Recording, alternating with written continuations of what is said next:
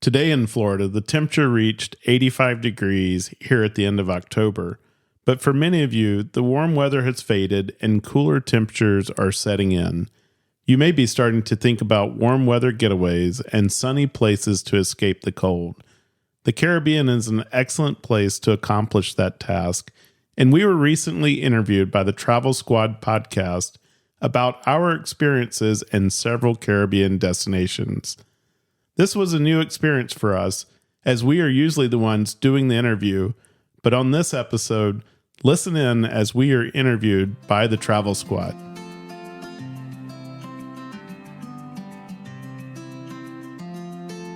I'm Scott. And I'm Melissa. And we are the Sunshine Travelers. Our passion is travel and sharing our experiences with those who enjoy it as much as we do, or those who want to learn more about travel, or even those who just want to live vicariously through our travel stories. No matter where you fall along that journey, get ready to hear about our firsthand experiences as we visit some of the most interesting and amazing places on Earth.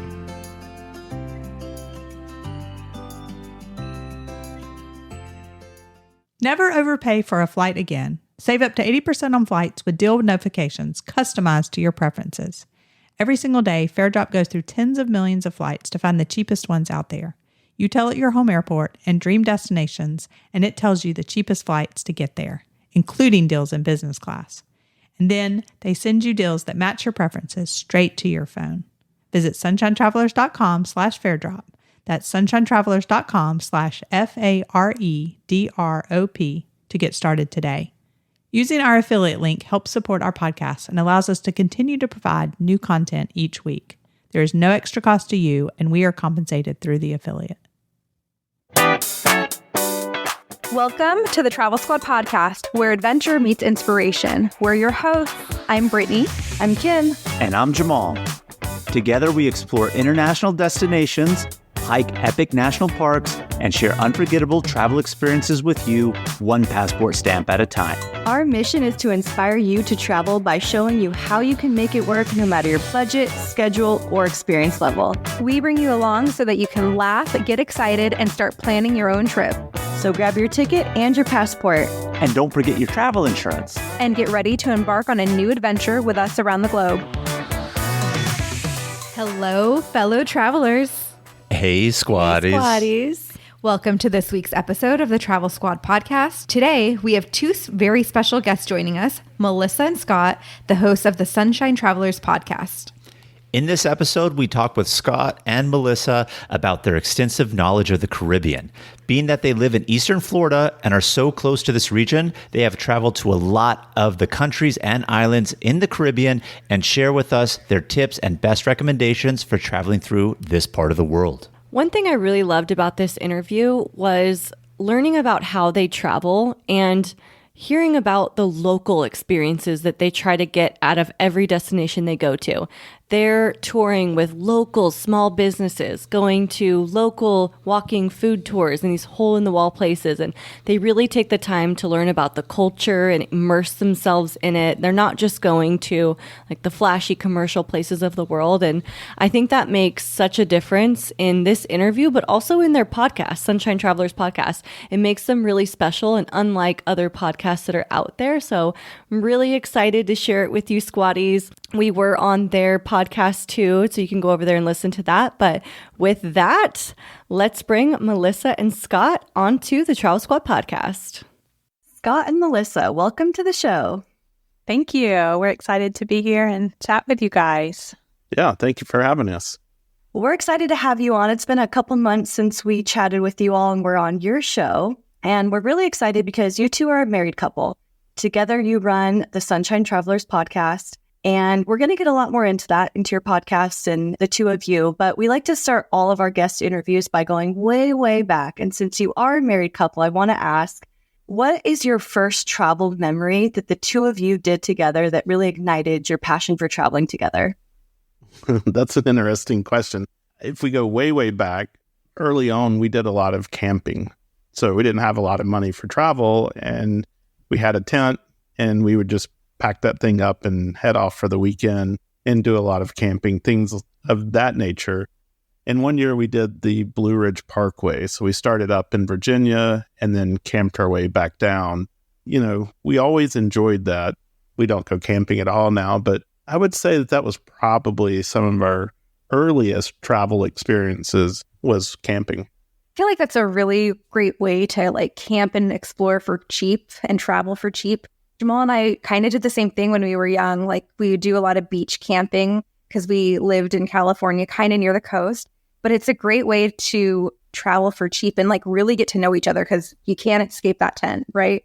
Yeah, that's true. And I think it's harder. So many more people camp. I think it's harder to just like pick up and go now camping without like making reservations and really planning ahead. But back then, we literally would decide on a Friday afternoon, hey, let's go camping this weekend. And I think that even the weekend before the Blue Ridge Parkway trip he's talking about, we went down to Savannah and just camped because you could just, find activities. We would typically stay, in state parks and hike and, just find everything that there was to do for the weekend without a lot of planning.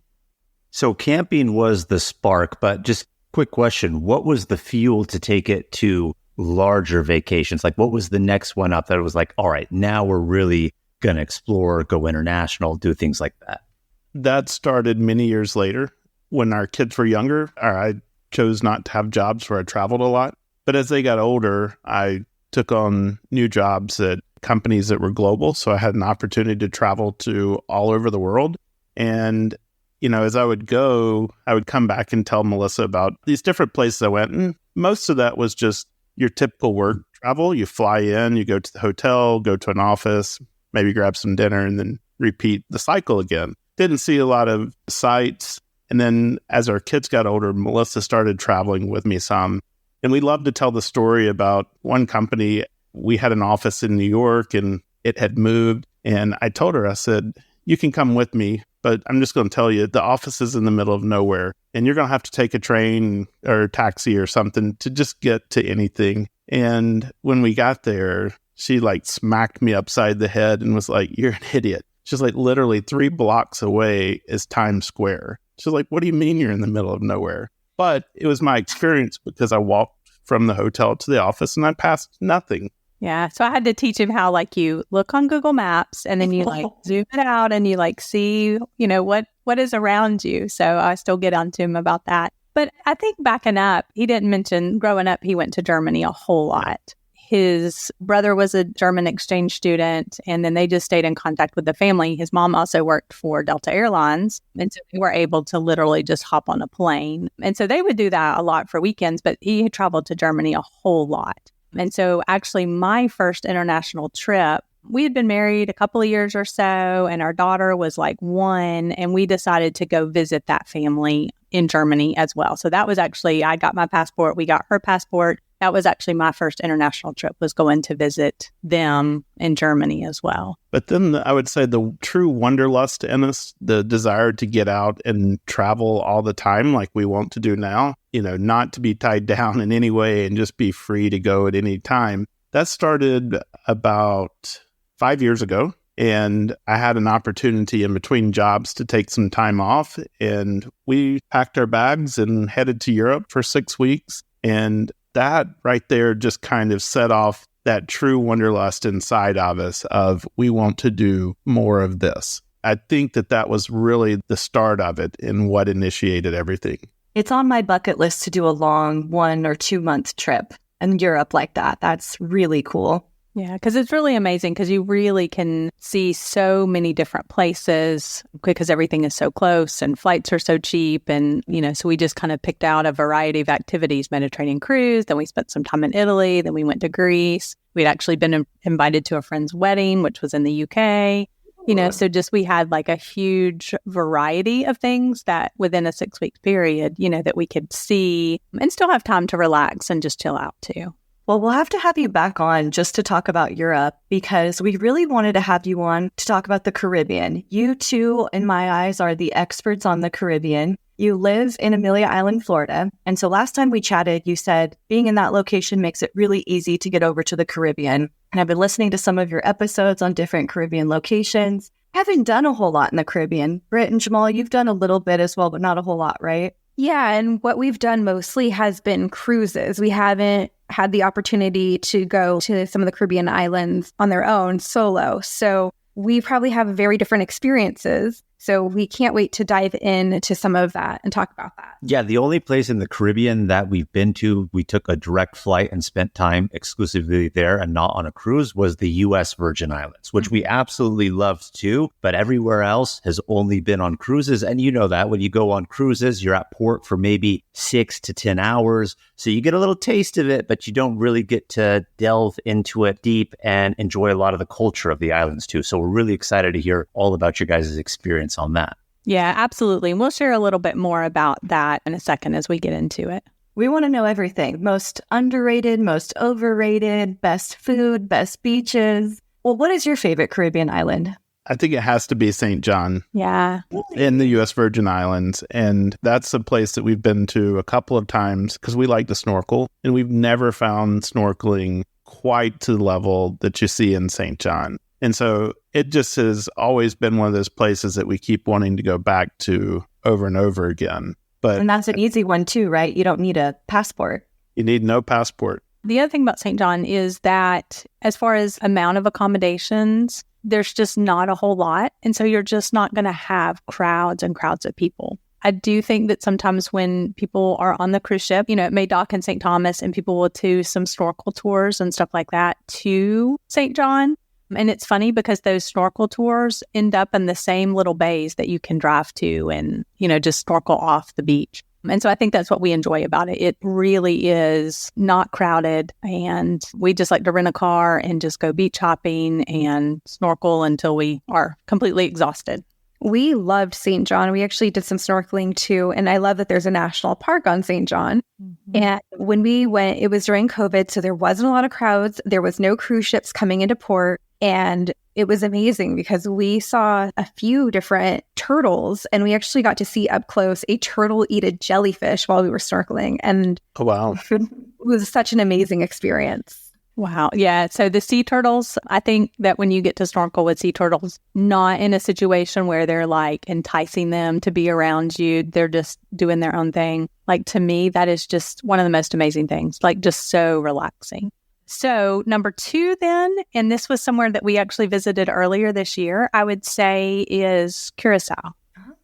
Yeah, So that Curacao. one I don't hear much about. Way underrated, I think. But before we go to Curacao, can we stay on the without a passport for just a minute? Yeah. Because there are really some very underrated Caribbean locations that don't require a passport. So if any of your listeners want to go somewhere and maybe they don't have a passport or, it's expired or whatever the reason is, Puerto Rico has absolutely stolen our heart as well. You all were recently there, weren't you? We were, and that was actually our second trip. The first time we went, we were going to St. John for the second time, and I had messed up and just not bought the flights ahead of time. So it can be pretty expensive to fly to St. Thomas. And I guess we should back up. If you want to go to St. John, you're not going to fly on to St. John. You have to fly to St. Thomas and then take a ferry boat or one of the hotel boats, depending on where you're staying, over to St. John. So that's probably important for people to know. So I had messed up and not bought the tickets, and Puerto Rico is super close. So I actually realized that JetBlue flies directly from Puerto Rico over to St. Thomas so we could get to St. John for fairly inexpensive. So we actually did like a round trip to Puerto Rico and then added that on for a whole lot more reasonable. And That's a really good hack. yeah. So of course he was like, okay, sure. Sure. Extend our trip from like a 4 or 5 day trip to the whole week. And he did have to. And I guess that was the other reason that we didn't talk about a few things that we did. He did have to work a little bit, right? So we had to be a little bit closer to the hotel, but we still had the weekend. We did some things like they have a national forest with a lot of waterfalls you can go to. We did stay on the beach that time. We stayed close to Old San Juan, which is a really neat city. I think it's underrated because people think, oh, the cruise ships go into it. We don't want to go to a cruise ship port. But I feel like it's very different from other cruise ship ports. There's a fort you can go to, but lots of great restaurants, a lot of culture there. So we recently revisited Puerto Rico as part of a travel creator conference. And so we were there for a whole week. This time we actually got to do some things like some tours. So we actually did a walking food tour in Old San Juan, which is right up our alley. We love finding hidden gem restaurants and then having people tell us about things. And what was funny about that is we went to 4 places that we had never even noticed, and locals that I had asked, what are some recommendations? Weren't even on the radar. We got to do a tour for somebody with a whole day for the whole West Side.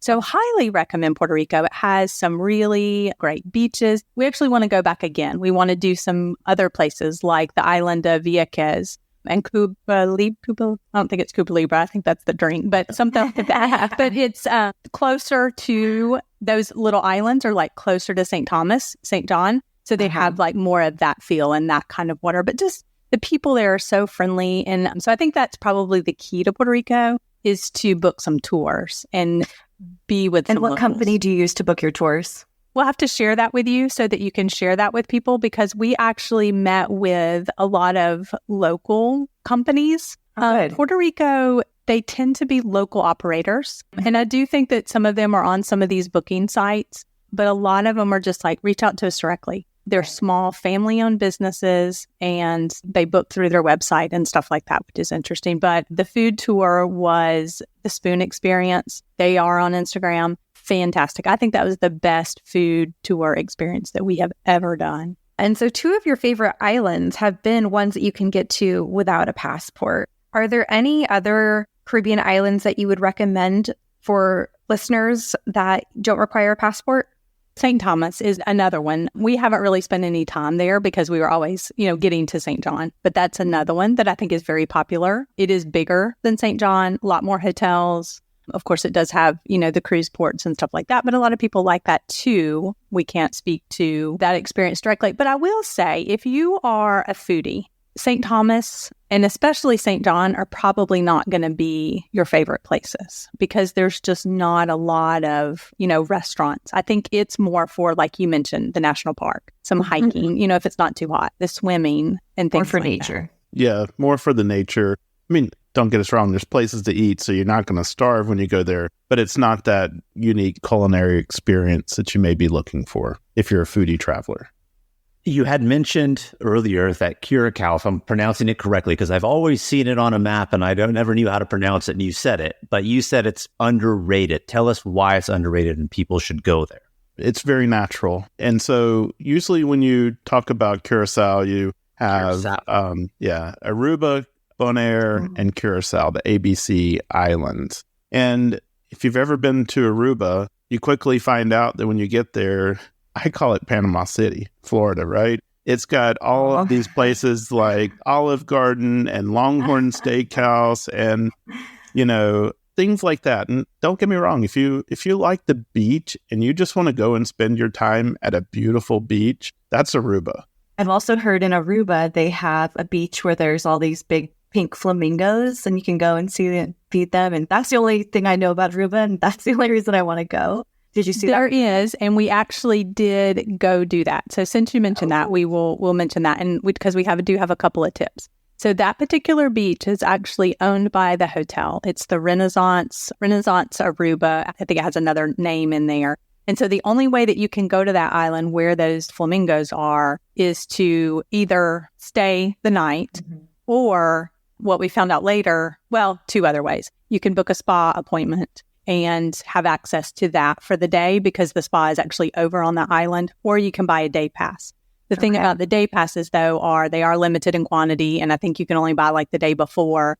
And so I was just like, I don't even want to hassle with that, because if we want to kind of plan our schedule and stuff like that. So we actually ended up using points to book one night at that hotel to have access. We only ended up going the one day, but you could actually have access the day you check in and the day you check out. So that was a neat experience. Now, I think a lot of what you see on that is people having the Instagram pictures, right? And they have to take pictures with them, but you obviously don't have any control over where they go. There's 2 sides to that too. There's an adults only, and then there's one that's family friendly. And of course, those flamingos are free to go on either one. By the time we got there that next morning, they were already kind of like grumpy, right? The kids had fed them. And they were kind of like, get away from me. But later in the afternoon, we were able to kind of like walk in the water. I mean, that wasn't really our goal to take pictures with them and stuff like that. But it was neat. That was something that I wanted to do. And I said, I don't know if Aruba is a place that we'll ever go back to, right? We don't know until we go. It's just like, okay, we really want to go back here.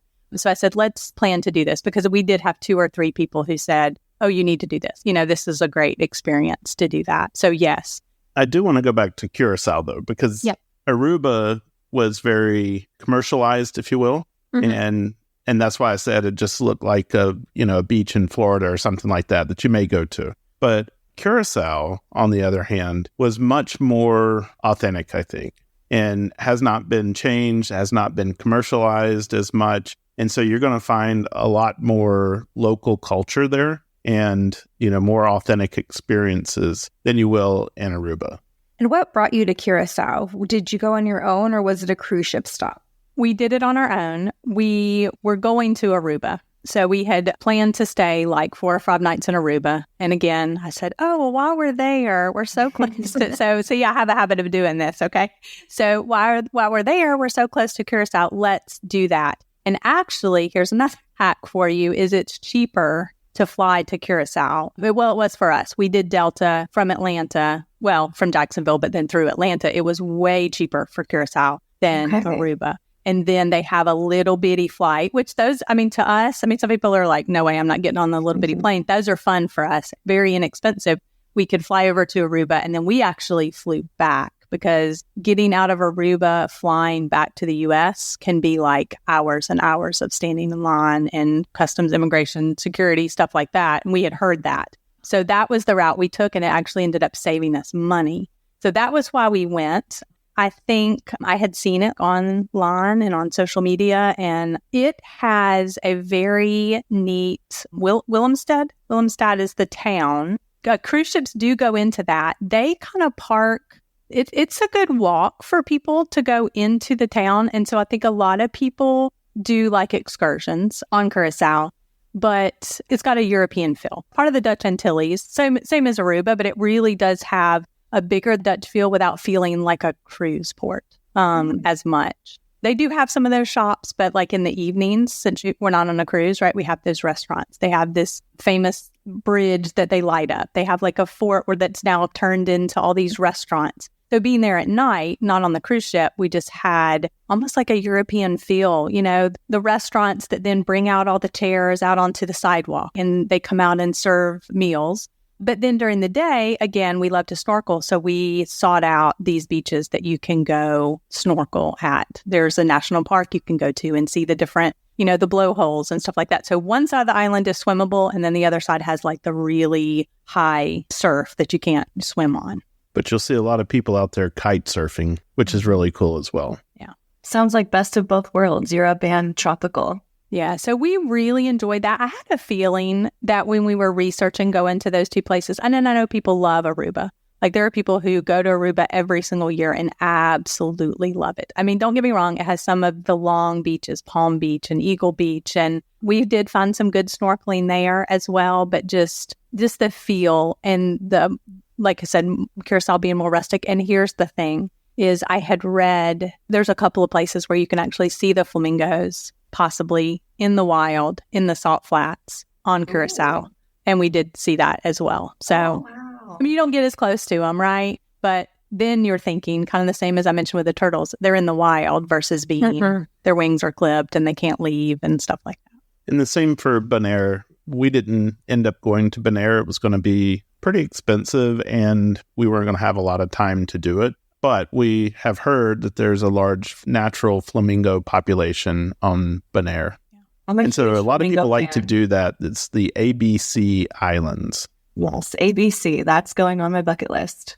And also, and all of those 3 places are popular for diving. I'd say especially Curacao and then especially Bonaire. A lot of people go there. So if people like to dive, that's a place that, is really good for diving. And I do want to mention, I know we said not as commercialized, stuff like that. There is a sandals resort on Curacao that has recently opened. So if that's your thing, you could go. But in that case, you're really not going to leave the resort probably, because everything's included, that kind of thing. And we just enjoyed, we rented a car, we went all over. We did the nature things. There's the Blue Curacao, the liqueur. There's a distillery there. And so you get to go see that. So we did a cocktail class there. And, and so that's just one of the excursions. We met some people that were on the cruise. It's one of the excursions that you can do on Curacao. So we really enjoyed that. Like we were almost sad to leave. Let me say one more thing about Curacao. there is a shipwreck right off of the shoreline from snorkeling. You can see this old tugboat down under the crystal clear water. It's like 40 feet down or something like that. And all the amazing fish swimming around this tugboat.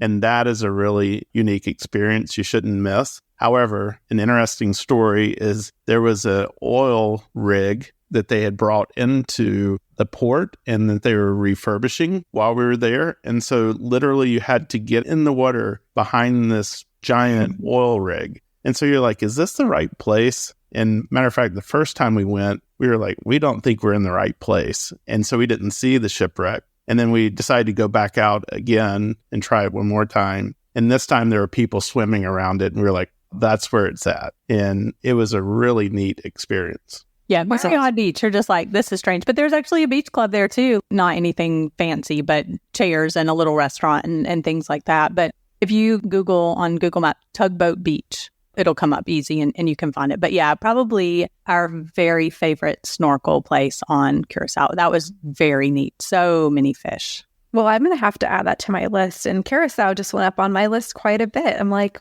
Jamal, what can we fit that in next? Well, I'm excited. We're going to have to add it to the list. Everywhere is on the list, but even though everywhere is on the list, I want to also hear where's the most overrated in the Caribbean, in your opinion. We're still going to go, but I just want to know what you think about that. What would you say is overrated? I'm going to say the Bahamas. Bahamas. Yeah, I think a lot of people go to the Bahamas and they never even leave the cruise port. But I do want to say one last thing about ABC is it's below the hurricane belt. So since we're right in the middle of hurricane season, if you're looking for a Caribbean destination, you can make those plans because they aren't impacted by hurricanes. Yeah, so that is important, right? Because you do have to think about for the Caribbean hurricane season. Let's go back to the overrated question. So talk about the Bahamas. I think you would say specifically, though, Nassau, right? A lot of people go to Nassau, and that's their experience, probably with the Bahamas. I think you would have a completely different experience in the Bahamas if you went to a smaller island or you were doing it like on a catamaran trip or something like that. I think that would be a completely different experience. Like I would compare that to going to Greece and only going to these places that are super popular and stuff like that. So a couple of, I guess, tips about if you go to the Bahamas, we actually did a walking tour with a local for a few hours. That was very informative. She was fantastic. I mean, there's not a ton of things to see in Nassau, but she took us around, but really gave us a perspective, not just of historical, but what it really is like to be Bahamian and like their history and, you know, what it's like to be there today and stuff like that. And then you would still have time to see the beach for a little while if you did it as part of a cruise, ship. That would be for a few hours in the morning. You could grab lunch. The other thing I would say about Nassau is just getting off the beaten path and going to, what was the name of that place where all the restaurants are? The Fish Fry. The Fish Fry, which is a bunch of restaurants. And I mean, that was fantastic. I was about to ask if you guys, when the Bahamas and Nassau particularly, went to the Fish Fry, because when we were there, we did. And we ate some delicious conch fritters that Brittany and I still talk about to this day. And they were absolutely dynamite.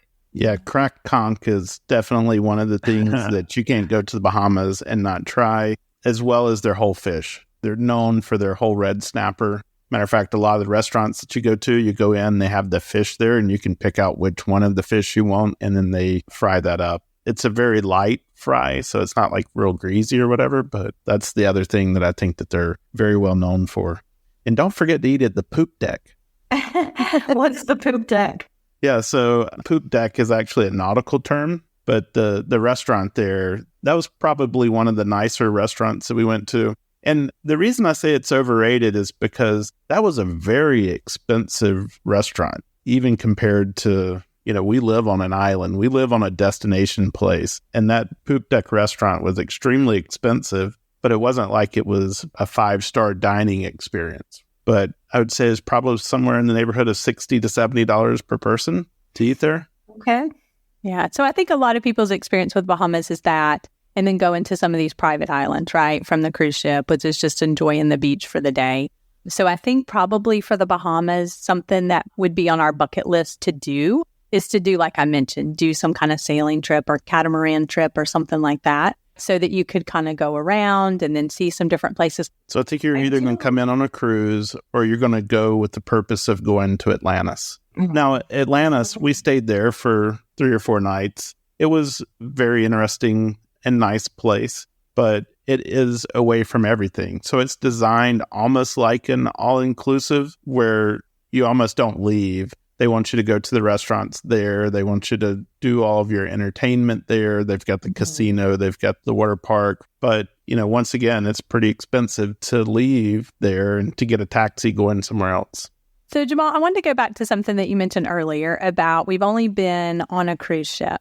And I think the cruise ship in the Caribbean experience is completely different from, and I'll say even completely different from our experience of a cruise ship in the Mediterranean. There, we felt like they gave you these really long days to go out on these excursions and you had a really long time.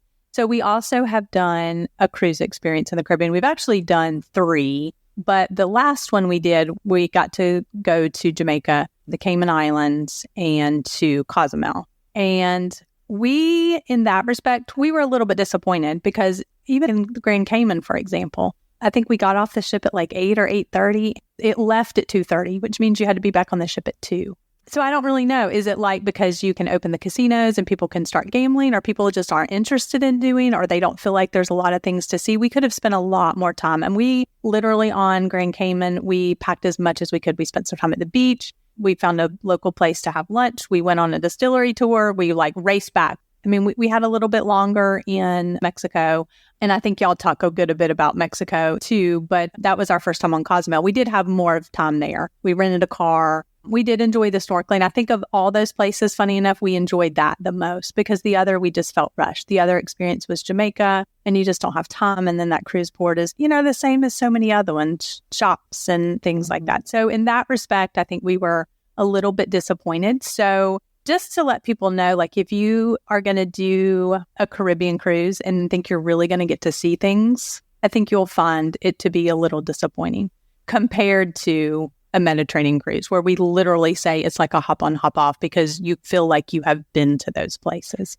So I just wanted to throw that out there. Yeah. Well, I'm really glad that you did because that was actually one of our questions that we had is if you would recommend going on cruises or solo. And I don't disagree with what you said about cruises. However, I will give the caveat, though, that if you know that going into it and you're going to islands where, okay, maybe the things to do are actually the stuff at port where you find a great excursion and you don't really want to spend a lot of time there, they can be very beneficial and nice for people. But if you want to enjoy it, be part of the culture, relax, snorkel more, you are right. You probably need to do it solo. Because when we did Virgin Islands solo, I mean, we were there a full week island hopping back and forth between St. Thomas and St. John. We didn't go to St. Croix, but we loved it. And it was a completely different experience than we've ever had when we were on the cruises.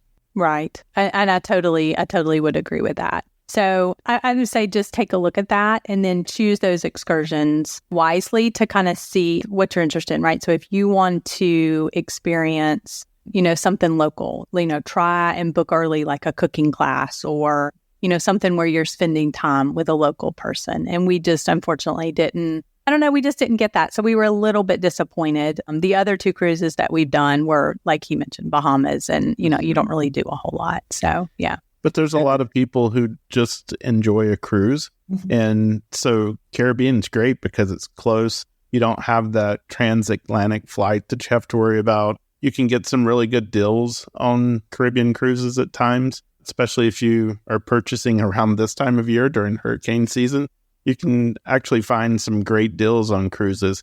And trust me, the cruise lines aren't going to run their ships right into the middle of a hurricane. So I think you can be pretty safe on that. You may not end up going where you thought you were going to go because they will change their routes if there's a hurricane in the route at that time. They don't cancel the cruise. They just change the route and go somewhere else. So you can get a surprise country. It's like... yeah, you never know what you're going to get. The grab bag of cruises. And I've mentioned this to people all the time. Sometimes the benefit of a cruise is the cruise itself, not even the destination. So I like how you had mentioned that. But since you confirmed the best way to go about it in the Caribbean is to do solo, You already kind of alluded to this, but it is relatively easy then to island hop from one place to the next, and flights, it seems, from the way I understood it from you, are relatively cheap to do it that way. Yeah, I think that they really are. So you just kind of have to look to see what's available from the different places. But the bigger the airport, you're going to get some of those that go between them. And then, like we mentioned, from Aruba to Curacao to Bonaire, I think there was 2, but the one that we used was called Divi Divi Air. And it literally makes that triangle. It goes from one to the other and back again several times a day, but super inexpensive. And then, like I mentioned, the other one. So yeah, you could do that and definitely split your time between the different ones. And there's also ferries that go between these islands as well. So if you don't want to do a little small island hopper plane, a lot of times you can take a ferry that goes between the islands. And that's an experience in and of itself, too, to take the ferry. Yeah, it sure is. So I wanted to mention one other place. It's not somewhere I don't think that people think of as like, oh, I'm going to the Caribbean. This is where I'm going to go. But we really enjoyed it. High on our list is the country of Belize. So I don't know if you guys have been there. We've been to Belize, ironically, on a cruise. But my sister has been to Belize outside of a cruise. And of course, Belize City, the capital, she said is like, whatever. But everywhere else in Belize, everybody that I know that's been there, including my sister, just raves about it, saying it's an amazing country. Yeah, it really is. We super enjoyed it. The people were super friendly. So I will say we went there in 2021. So kind of as things were starting to open back up. And I think they were just really thankful to like have us there and, you know, have us visiting and spending money and things like that. But we really enjoyed that. We did stay on an island. Well, we did some things in the jungle for a couple of days and went to some of the Mayan ruins. We went to Yucatunich. But we spent the rest of our time on Ambergris Key, and there's a town there called San Pedro, did a food tour, super laid back. There's no cars on that island. I mean, like delivery trucks and stuff like that. But if you want one, like it's golf carts. We did a whole day excursion out to the Great Blue Hole. And we actually snorkeled it. It was snorkelers and mostly divers. But we got to snorkel the rim of it with a guy and stopped a couple of other places. So I think a lot of people don't think of that when they think of the Caribbean or, you know, people go to Mexico. We absolutely loved it. So I would say put that on your list. We didn't end up going to Belize City either, but we would go back in a heartbeat and go to some of the other towns along the beach side as well, and even go and explore up, you know, more in the jungle because that was just super relaxing. So put that on your list too if people haven't been. That we loved it. Well, I love how you said that because when you think of the Caribbean, you probably think of islands. And yes, Belize is not an island. It's in Central America, but it's right on the Caribbean Sea. So you get the vibes. But would you put that in the top 3 places for first-time Caribbean travelers to go? And if not, what are in your top 3?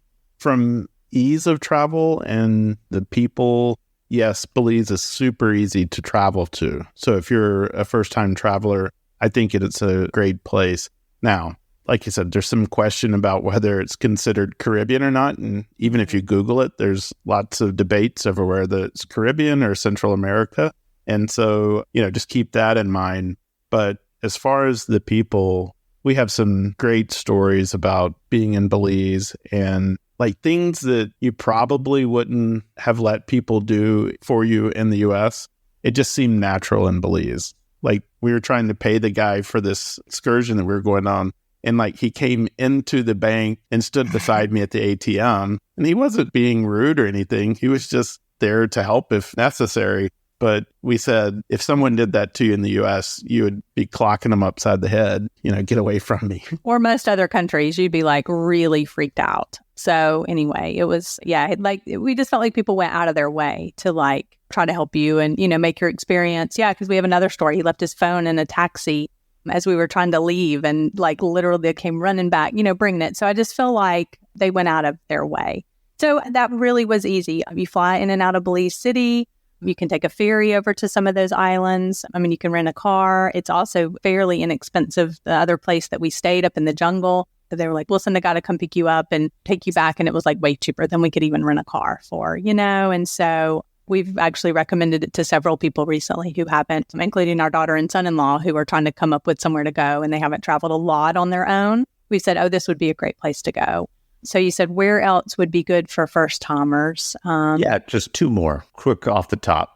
I mean, Curacao was easy to get to and was easy to navigate around. So I would put that there. And I mean, I definitely think the Virgin Islands, that is because of not even having to have a passport, like that barrier to entry for people who want to start trying to explore new places, but, don't want to have that hassle and that expense or whatever. I mean, that's a great place to go to. But definitely, like I said, Puerto Rico, way underrated. And, I didn't grow up around anyone from Puerto Rico, and so didn't hear a lot about Puerto Rico growing up. So it just wasn't a place that was top of our destination list. And like I said, we really have a newfound love for Puerto Rico. Yeah.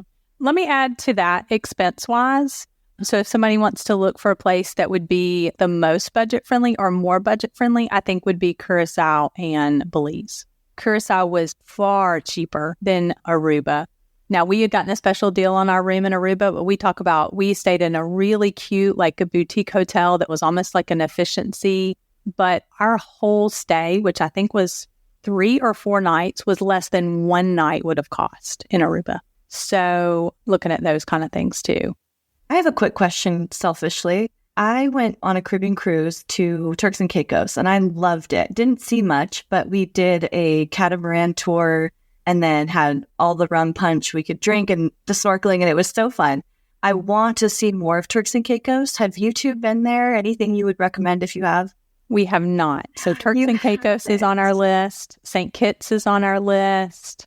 I would love, because we will probably go back to St. John just because we just love it so much. I think we would try to pair it with a trip to the British Virgin Islands because it's so close as well. I'm trying to think. There's so many, right? That's the thing. We've barely scratched the surface. There are so many islands, but that is on the top of our list. What about Dominican Republic? We have not been to the Dominican Republic.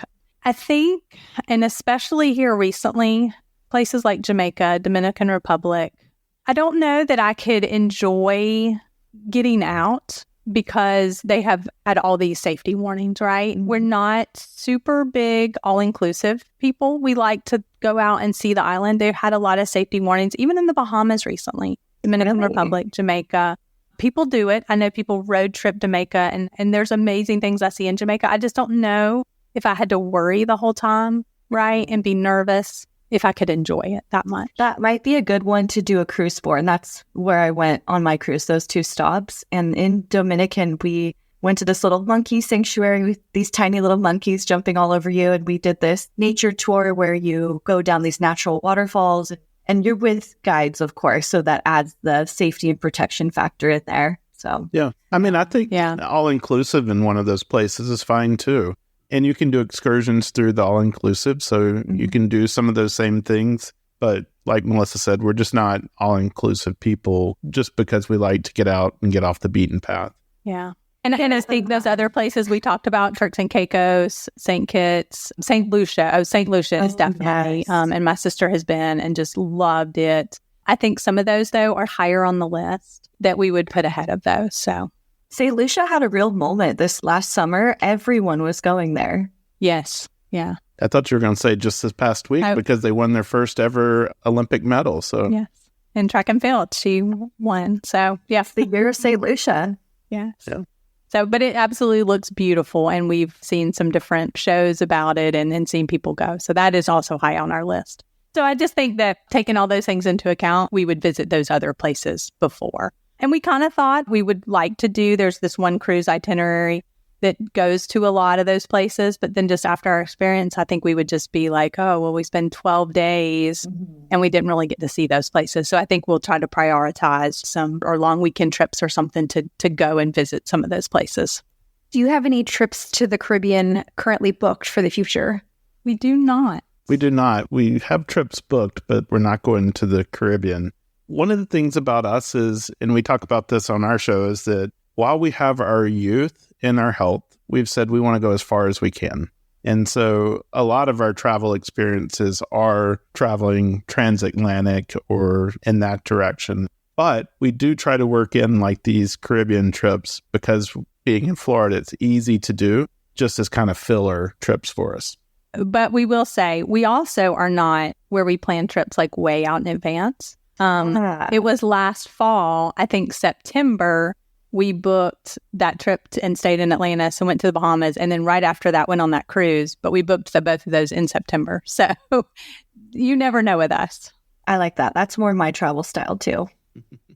You guys had kind of touched on weather earlier, and you kind of mentioned hurricane season. But when would you say is the best time to travel to the Caribbean? Like that May to July timeframe is probably the best.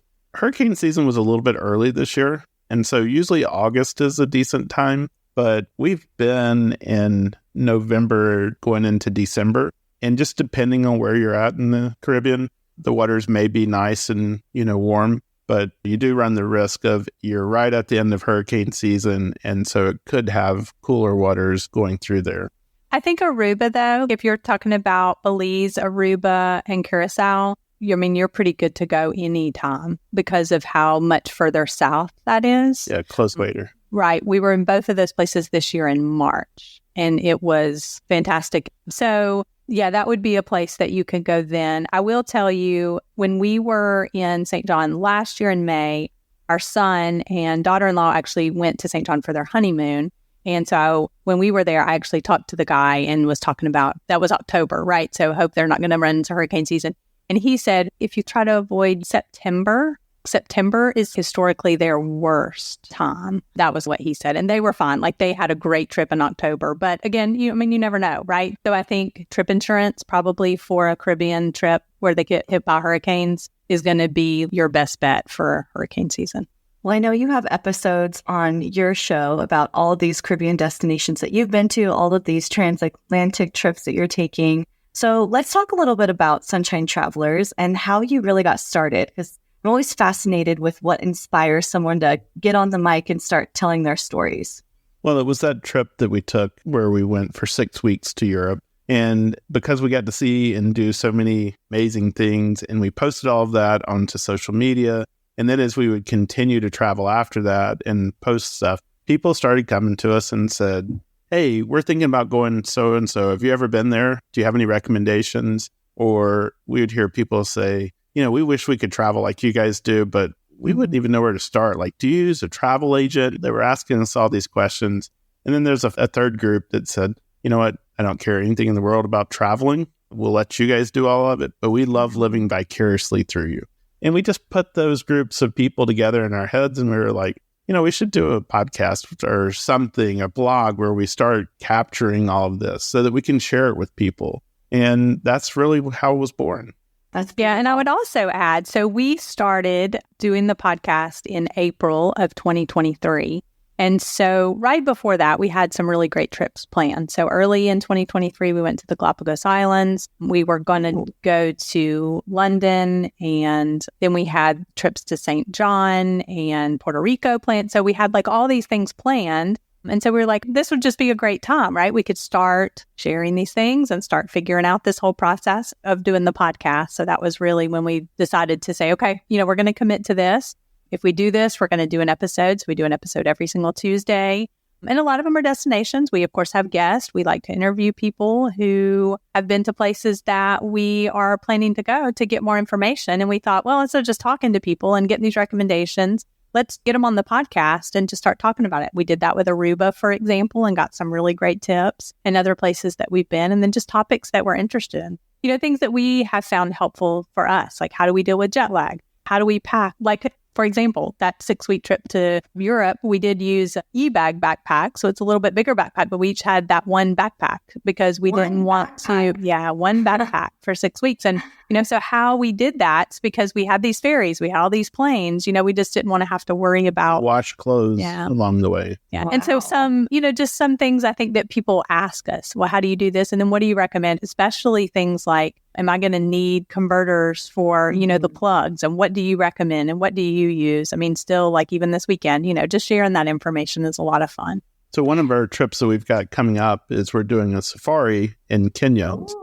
And this coming weekend, we're actually interviewing the owner of the safari company. And so we're going to talk about what we can expect on the trip. And we like to do that. We'll interview somebody, So take Aruba, for example. We interviewed somebody who's gone to Aruba a dozen times. They love Aruba. So before we went on our trip, we interviewed them. We talked about what are the things that we should do, where should we stay, and asked all those questions. And then after we got back, we gave our experience and what we would recommend and what we would do. There's always learnings from your trips, and those are those valuable little tiny things that you're not going to find on Google or in a lot of blogs that might be outdated. Yeah, and that's so true. And I think in the past, before we started doing this, you don't ever want to look at a trip and really say, oh, well, we messed up this. We should have done this differently, because you really do enjoy the experience. Like whatever happened, right? Like nothing was catastrophic or whatever. But I think it also has changed our perspective to where we can really analyze it and say, hey, we could have done this better, but now let's share it with somebody else. Like, here's a different way, or here's what we would do differently. And I think that's valuable information. Yeah, when we talk with people, they're always saying like they love our honest opinion, because people sometimes just write about the highlights, but they don't talk about what you would do different or how you would change things. So I think that's really important for people to hear, to really understand what the experience is like or what you're going to get out of it, and to see if it's a good fit for them or their trip.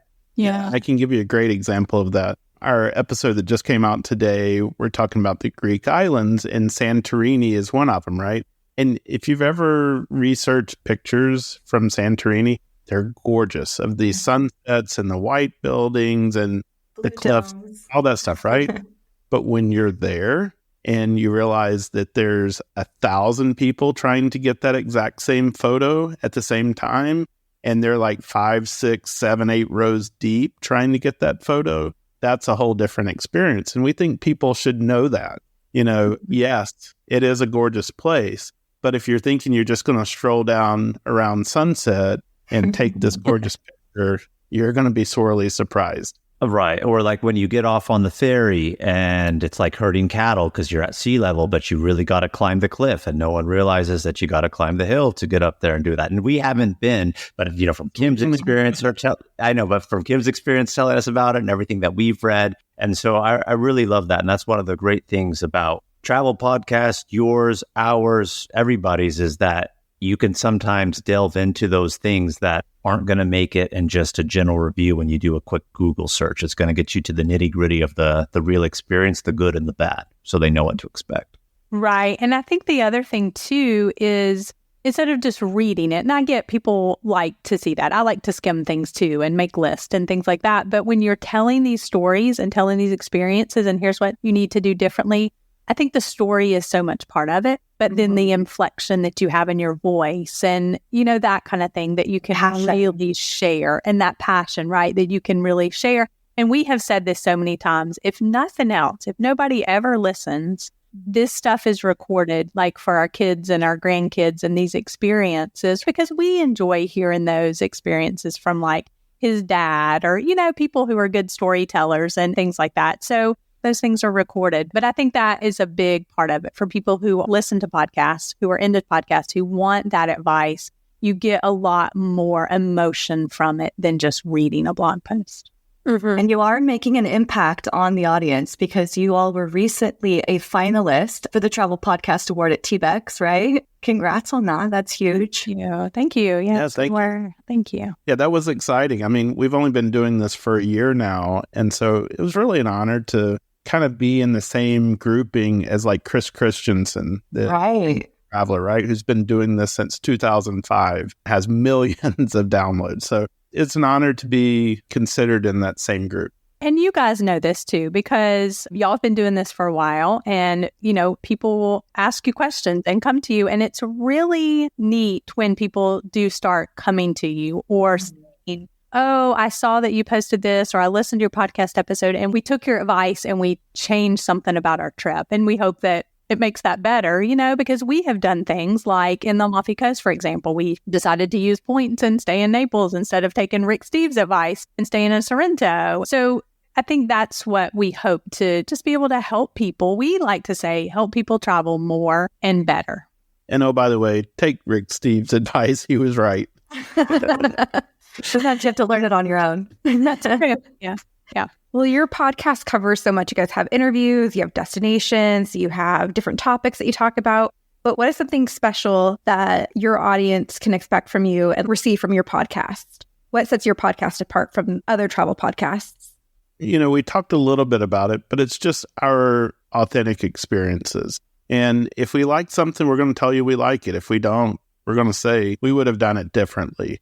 And so you can expect that from us. But then also, we're going to take you to some off the beaten path places. The example being Aruba is we didn't go there to just hang out at the beach, right? We wanted to find out, what does Aruba have to offer other than just nice sandy beaches? It does have a lot, but most people don't find that because they never travel outside that little hotel zone.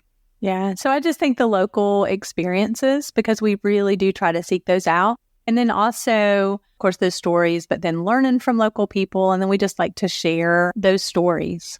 And what would you say top 3 episodes that new listeners should listen to first?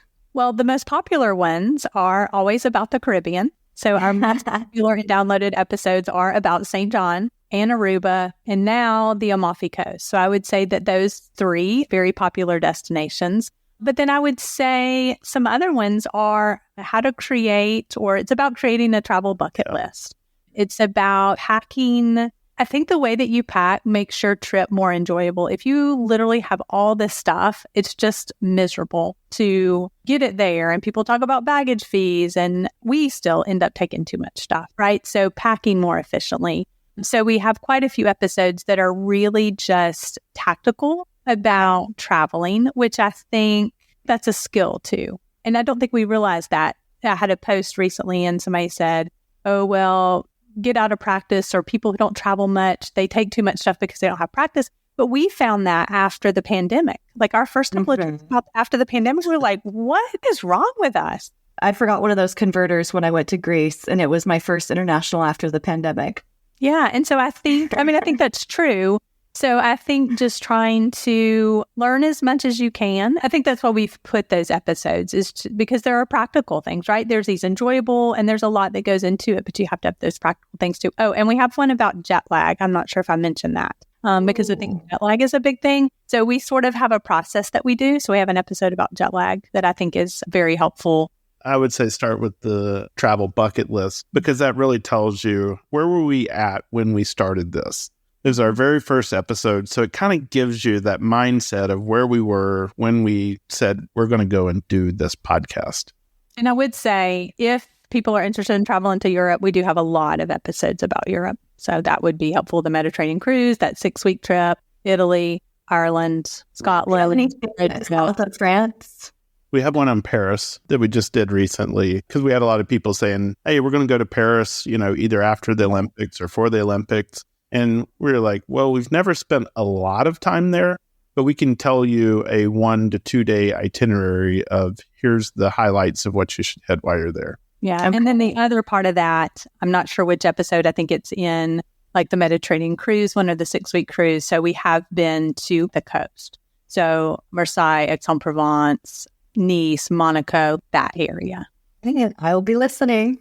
And as we're starting to wrap things up here, guys, tell our audience where they can find your show, travel resources, and anything else you want to tease to our audience about you guys.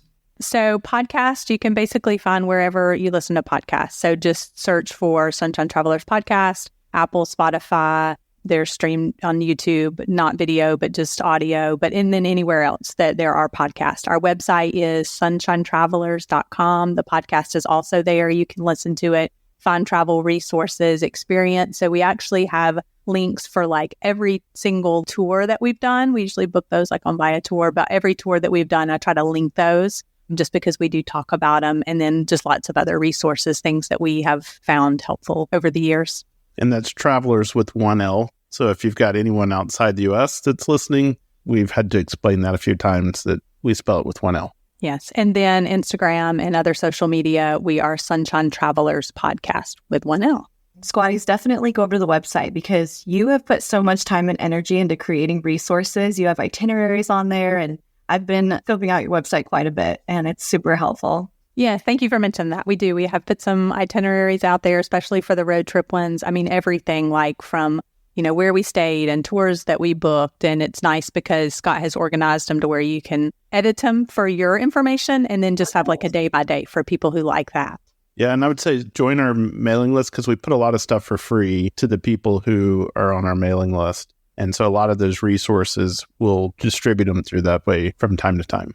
You have a subscriber out of me. Yeah, and just go to the website and you get our free Ultimate Packing List when you subscribe. So you get a freebie right away. So that's just on most of the pages on the website. I love it. Well, we really appreciate having you guys on. It was a pleasure, and thank you for joining us today. Yeah, thank you so much for joining us. It's always a pleasure to talk to you guys. You're welcome back anytime. Sounds great.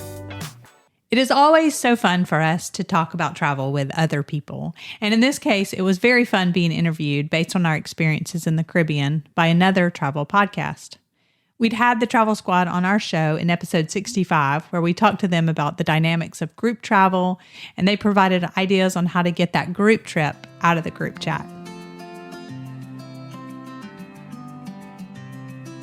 And if you aren't looking to travel as far as the Caribbean this winter, Florida has some excellent options that will give you the Caribbean-like weather a little closer to home. Where is your favorite place that you like to escape the cold during winter? Send me an email, scott@sunshinetravelers.com, and let me know. We are always inspired by your travel stories. We hope you enjoyed this episode and found some inspiration to help you with your travel journeys. If you could take a moment to leave us a review on your favorite podcast platform, it would be greatly appreciated. Your 5-star reviews help us get discovered by others and possibly featured on your favorite platform. Don't forget to follow or subscribe to our podcast to get notified of new episodes as they are released. You can also find us on Instagram and Facebook at Sunshine Travelers Podcast. Remember, that is Travelers with one L. Most importantly, please share it with your friends to help them catch the travel bug. You never know, they may become your greatest travel companion.